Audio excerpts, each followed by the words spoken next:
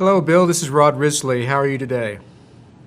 I'm doing fine, thank you. Well, good. Well, thank you for taking time to visit with us a little bit today so the members can understand a little bit more about you and why you're seeking an international office in Phi Theta Kappa.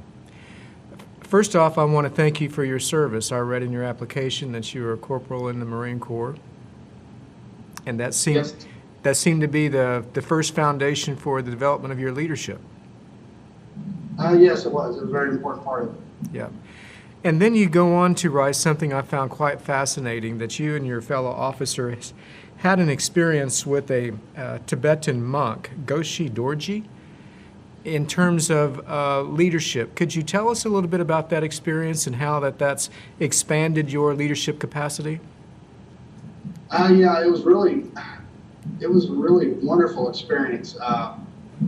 Just being in the presence of someone who was in touch with their inner self and at peace with the world around them, just brought a calm and serenity over all of us, which made us all relax and be able to be ourselves, so that we were able to look within ourselves to discover who we really were and how that applied to how we can work together as a team and as a leader in Phi Theta Kappa. How were you able to use that in terms of your own leadership roles? I know you're a regional vice president of Phi Theta Kappa for Missouri, so how were you able to incorporate that? As I always tried to be kind and courteous and thoughtful of others' feelings. I have the privilege and honor to serve the Kappa district, which is the St. Louis area. Even though I'm from Theta district, they didn't have a candidate run, and they offered that opportunity to me. So I took it upon myself to be there for those individuals. And I hope that they all felt that they were more than welcome to call me and talk to me. I made sure that they knew that I was there for them. Okay, good.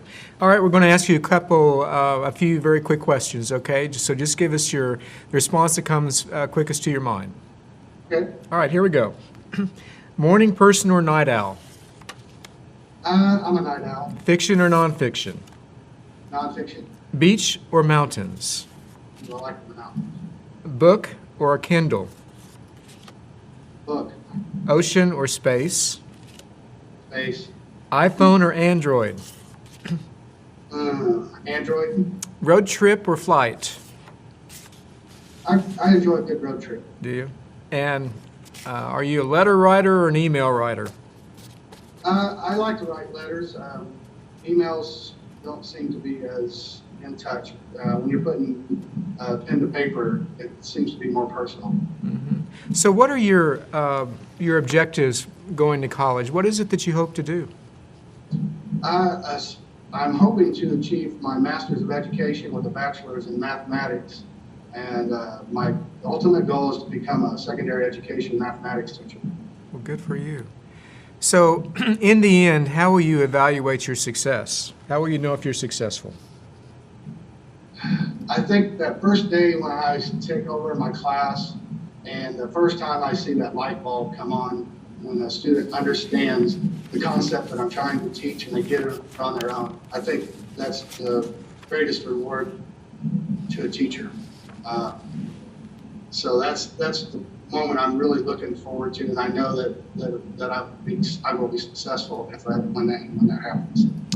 You write about the honors in action and the three important skills that one gains from that. You mention time management, critical thinking, and communication skills. Of the three, which do you feel is most important? Critical thinking, to me, I think would probably be the most important, even though they all have their phases and they interlock very well. To be able to break down a problem, to find that permanent solution to it, I think is really important and what causes the success of any project. Very good. Well, Bill, thank you so much for the time that you gave us, and we wish you great success in your campaign. Thank you, Dr. Risley. Thank you.